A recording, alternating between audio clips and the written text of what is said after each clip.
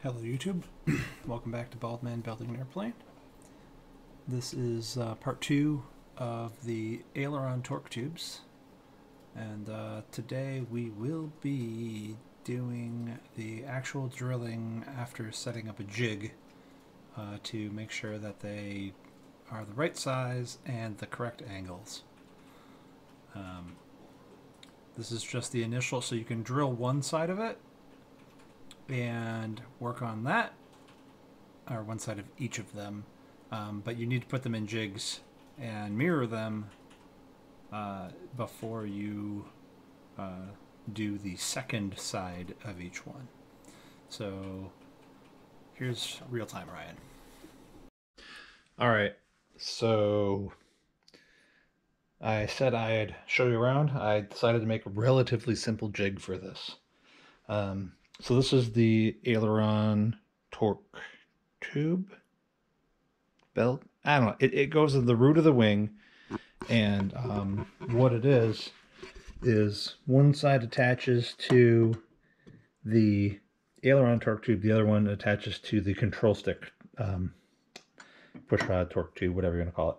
And this just transfers the motion from like back here where like the control stick is to a little bit further forward where the push rod goes down through the wing. So these have to be 17 3/4 inches long to 17 25 30 long. So that's 1/30 seconds worth of tolerance. And then this right here has to be flat on the surface. And then this one needs to be resting on a 1 1/64 spacer block. So this was a piece of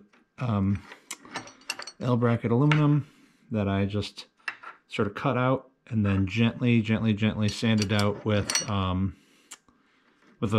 file until I got it to just the right height. So that's right height there. And this is just some angle stock that I've clamped down and sort of taped down at the back to make sure it stays perpendicular to the edge of the table so that they're parallel to one another. And that's it. Relatively simple. Should be, last I measured, it was right about 17 and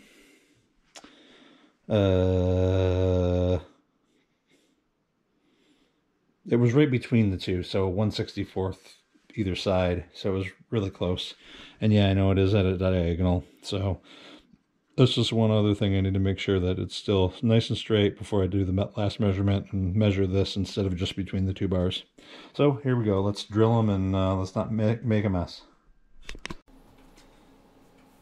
As he said, drill them and not make a mess. A lot of measuring for these.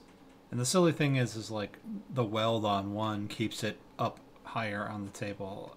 It's kind of ridiculous how precise they want these done, considering the fact that everything in the control system has a slop adjustment available. Obviously, it's great to have good targets, though, right? If you tell people it should have only 1/32 of tolerance, they're going to really try, like I did, to get it to that good tolerance. And I succeeded, and I'm happy with them. The sanding of the insides and filing of the insides and all that crap to actually be able to install them in the wing, not happy about that, but you know what? At the end of the day, it did all get done. So we're good to go. See you in the next one.